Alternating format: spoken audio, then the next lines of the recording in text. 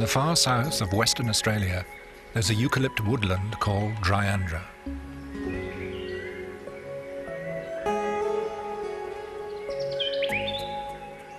In its shady glades lives one of the world's most beautiful but least known animals.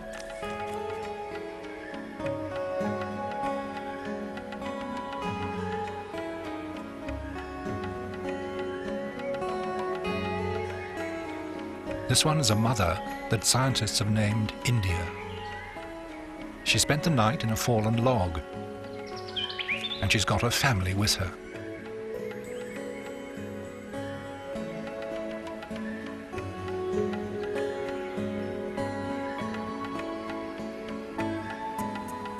Soon she'll move off for the day to feed on her own.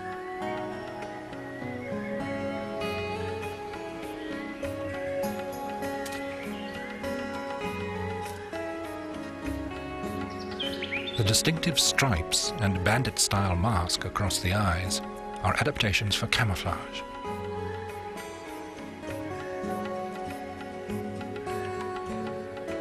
These tiny marsupials live exclusively on termites and are a seriously endangered species.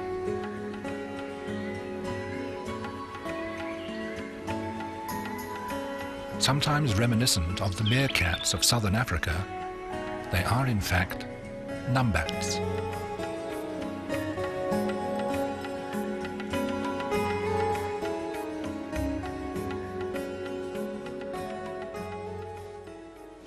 In the late 1970s, when scientists began monitoring the Numbats in Dryandra, their situation was very critical, their numbers down to under 100 individuals.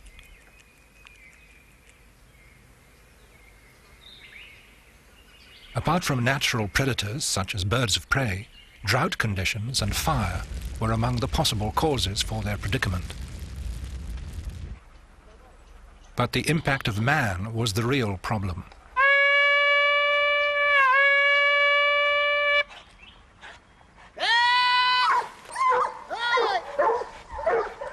Just over 200 years ago, European settlers arrived in Australia and began destroying animal habitats to establish their farms. Dissatisfied with the strange-looking native animals, sometime in the 1840s, European foxes were released in the Australian bush.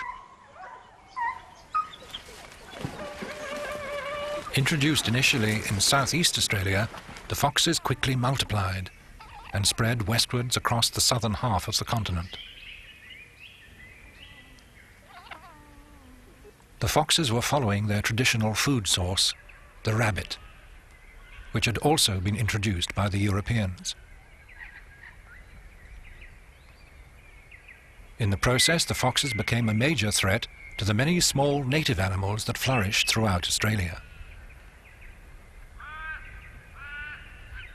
Many such species became extinct, and Numbats were heading towards the same fate.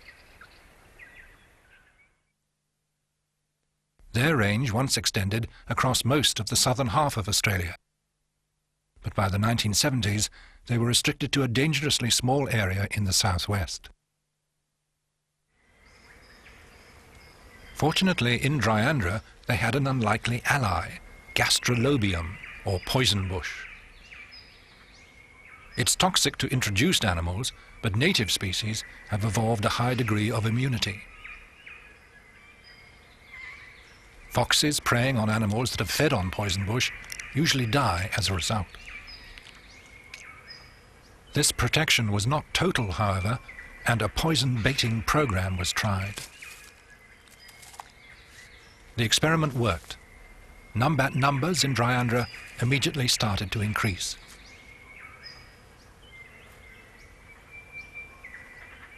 These are gentle creatures, and Dr. Tony Friend has devoted his life's work to saving them. To guard against further population crashes, Tony has fitted India and other Numbats with radio collars and continues to monitor their progress. Male Numbats are solitary animals and only visit females to mate. This occurs in logs or burrows for a few weeks during the Australian summer.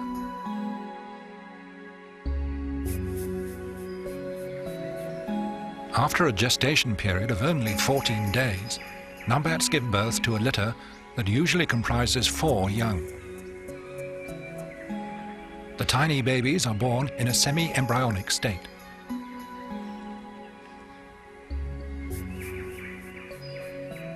Over the next few months, the babies slowly develop. India has 2 males and 2 females.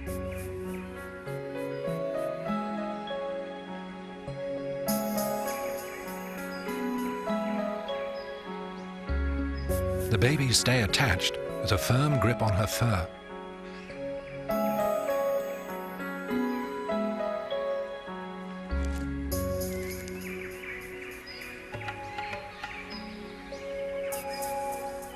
All Numbats are territorial, and this corner of Dryandra woodland is India's territory.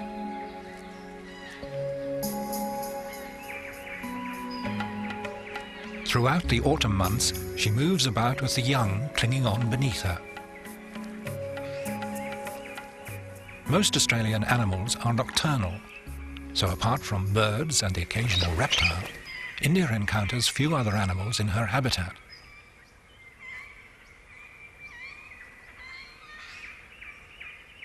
She does, however, share her woodland with another daytime feeder, the bizarre-looking echidna.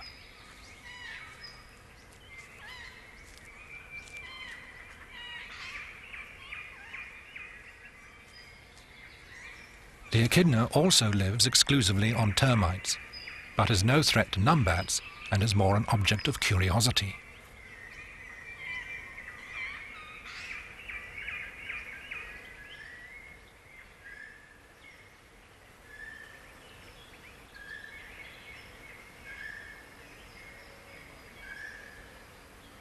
After some months, the babies become too big to be carried, and in early winter, India deposits them in a burrow about 2 meters long. Assorted grasses and leaves form a nest at the end. During the next couple of months, the young grow rapidly in the safety of the burrow, while India goes off during the day to feed.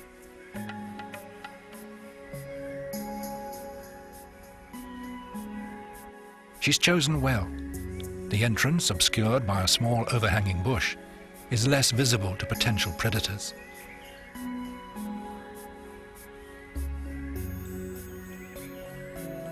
In early spring, one of the babies ventures to the entrance to observe for the first time the wonders of the world outside.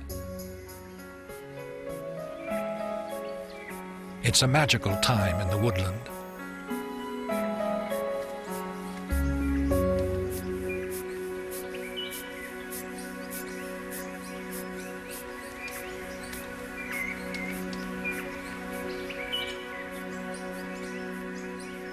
But there are dangers too.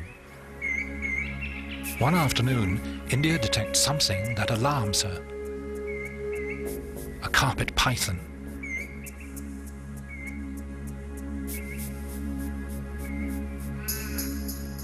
It's a serious threat to India and her family, and she takes refuge in one of her favorite bolt holes.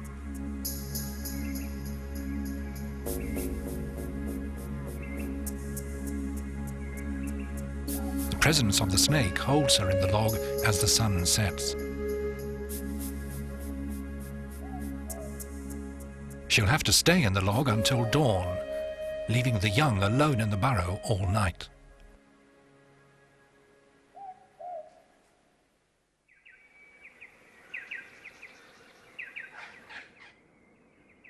Next morning, the young wake up early, alone and very hungry.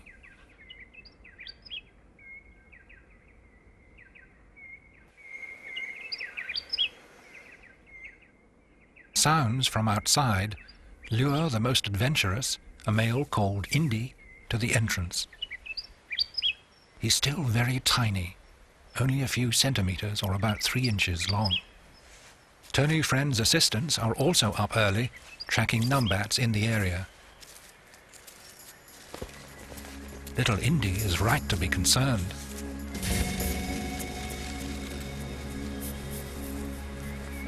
If his mother India has been taken, he and his 3 siblings will certainly die. The snake has been disturbed and regurgitates its meal to enable it to move off more easily.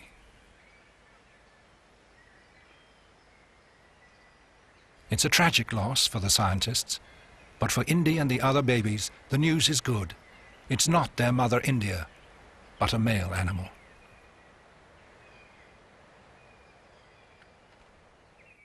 Anxious about her family, India is also on the move.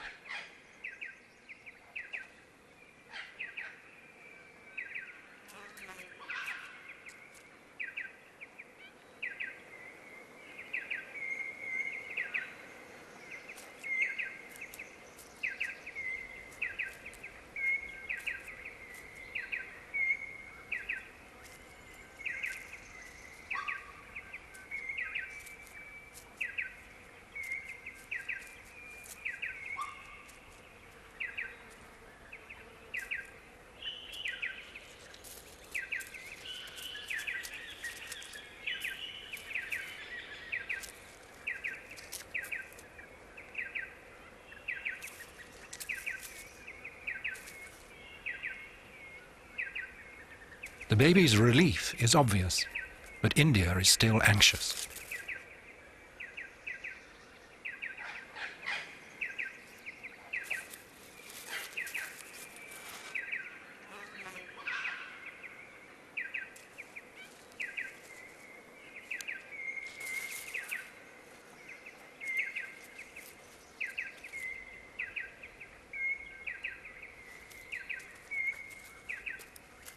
India decides she must move the babies to a safer location. With young of this size, this turns out to be quite an event.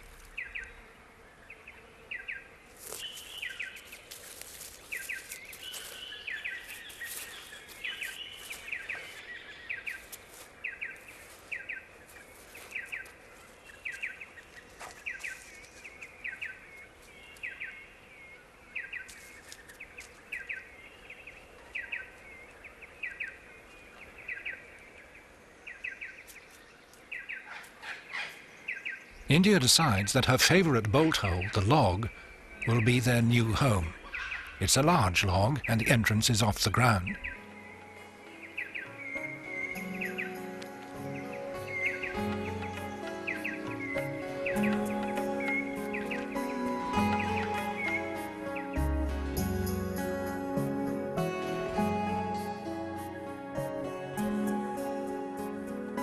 Once they are all safely inside, India relaxes and allows them to suckle her.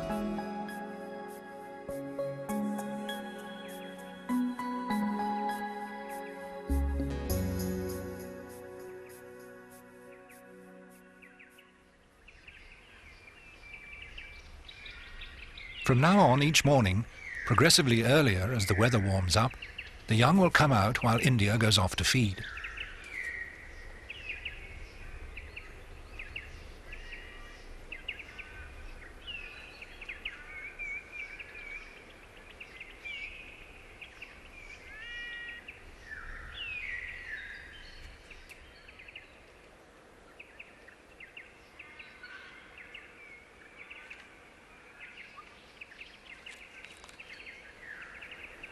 The babies adopt another nearby log as their daytime base and stay near the safety of its 2 entrances, one at each end.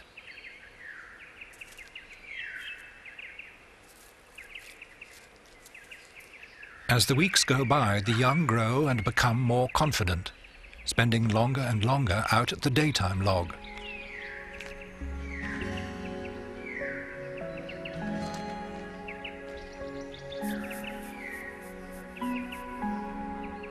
Eventually, little Indy, ever the most adventurous, abandons the day log to explore further afield. The others, a male called Kim and 2 females called Sam and Tam, watch him, but stay close to known safety. The warmer weather brings snakes out of hibernation. This is a dugite, one of the world's most venomous.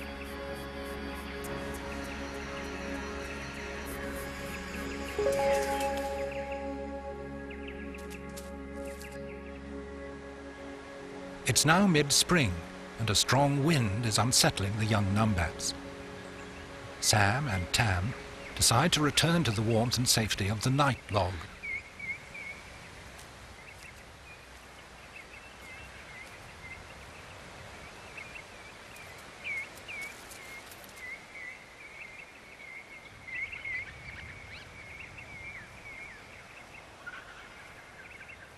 India returns soon after. She may have eaten as many as 20,000 termites that day, over 10% of her body weight.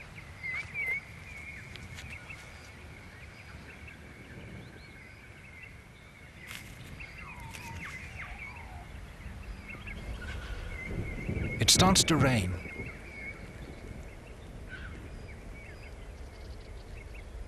Inside the day log, Kim has been left on his own.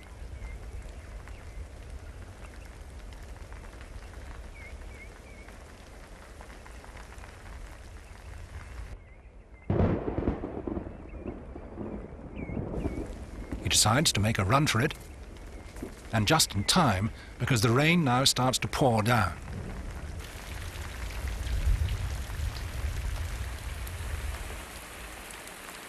Of little Indy, there's no sign. Night falls, and the family listen to the sounds of the storm outside.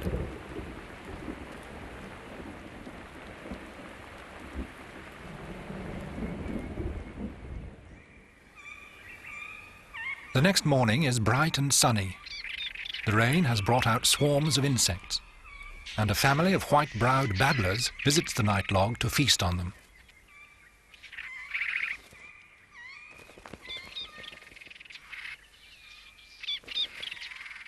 Suddenly there's a movement. It's India, and she's looking rather strange.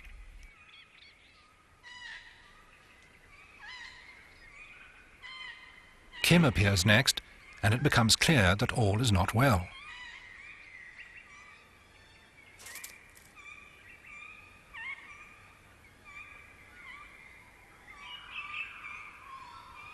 By the time Sam and Tam appear, it's obvious that the log has leaked during the night and the whole family have been soaked through. There's no playing around this morning. They move directly to the day log, looking more than a little miserable.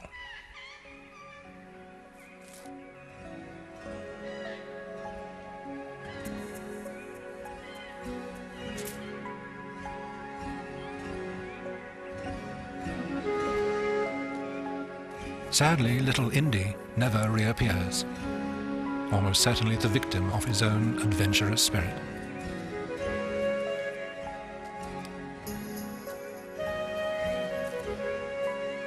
The behavior of the bedraggled survivors highlights personality differences between the remaining male, Kim, and the two young females, Sam and Tam.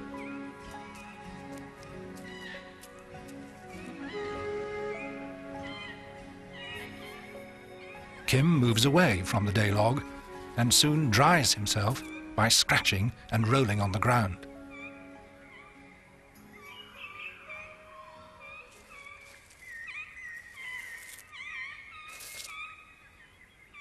The others, however, stay either in or very close to the day log and exhibit none of Kim's scratching or rolling behavior.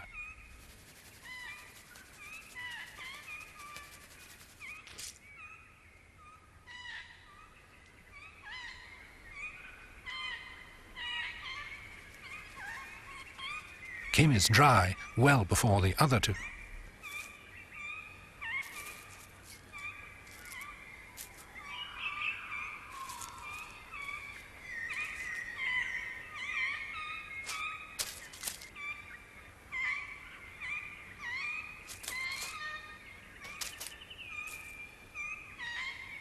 Numbats are difficult to tell apart. Only the stripe pattern on Kim's back identifies him. He's started to feed for himself now, and exercises his amazing tongue.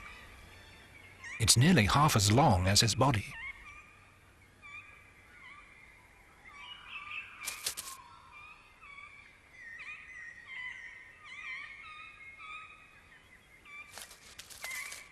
Numbats have more teeth than any other Australian land mammal. Kim uses them for gripping and tearing at branches.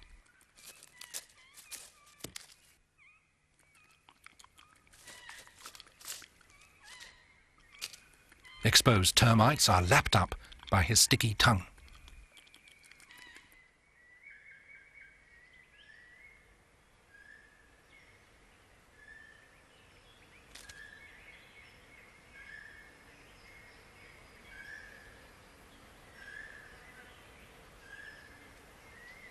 It's getting warmer as summer approaches.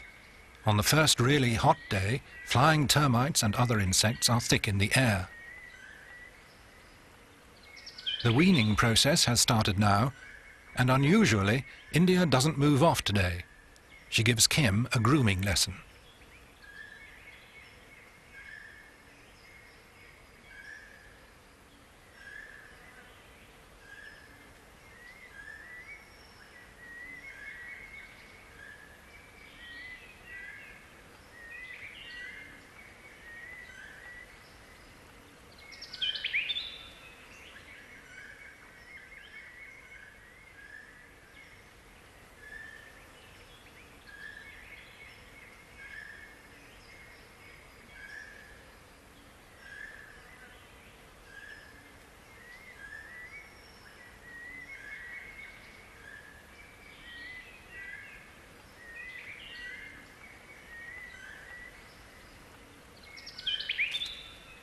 After Kim moves off, it's Sam and Tam's turn.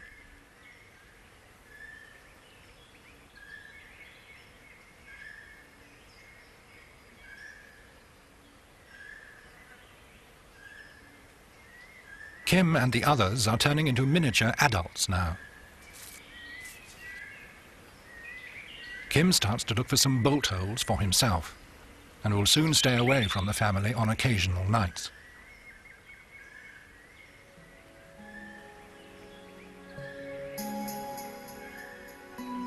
In the daytime, he continues to explore his environment and hone his skills. Except for brief mating encounters, he'll soon be alone in the woodland for the rest of his possible 5-year lifespan.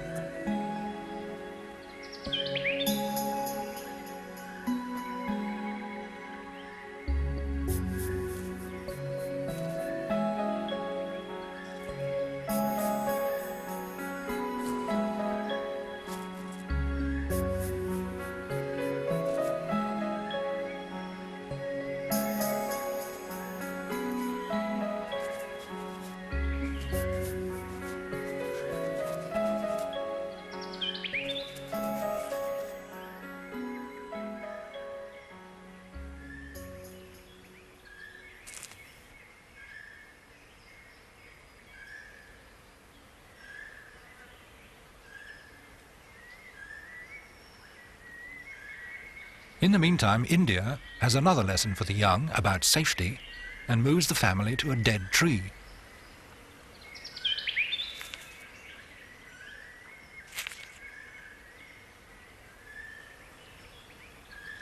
The height of the tree could well deter most predators, but there's a long and exposed trip back down to the ground.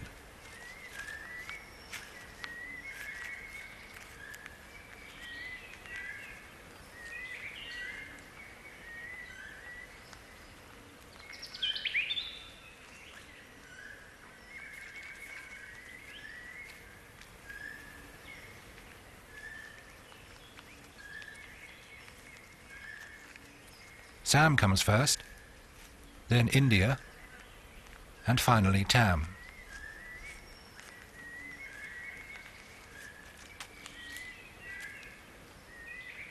While India heads off in her usual way, Sam and Tam are still together, ever on the alert.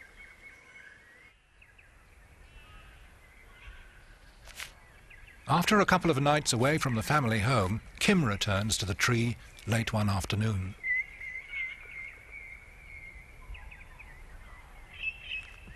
It's a long climb up to see his family, and even though he's nearly fully grown, he's still very small.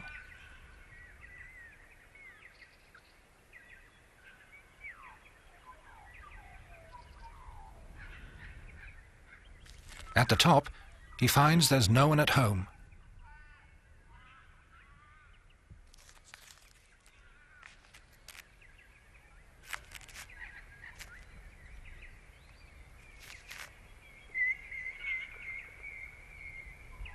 He calls out by clicking his tongue.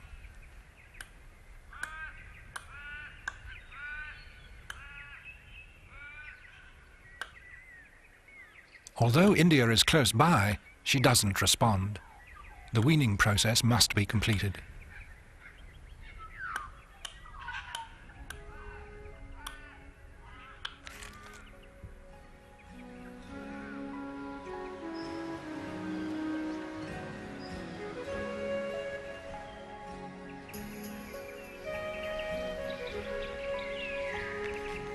After spending the night alone, Kim abandons the tree to look for a home of his own. As a young male, he won't be sexually mature for another year, but he can't stay in India's territory. She needs to protect her food supply for the next breeding cycle.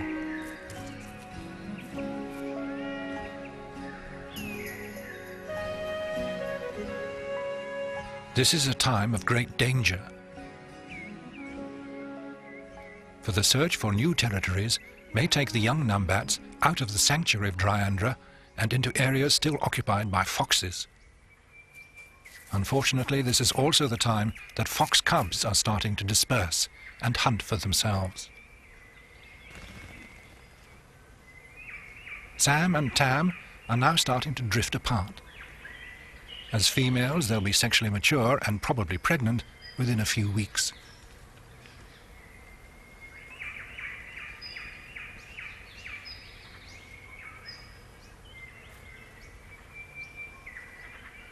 India's legacy would seem to be a hopeful one.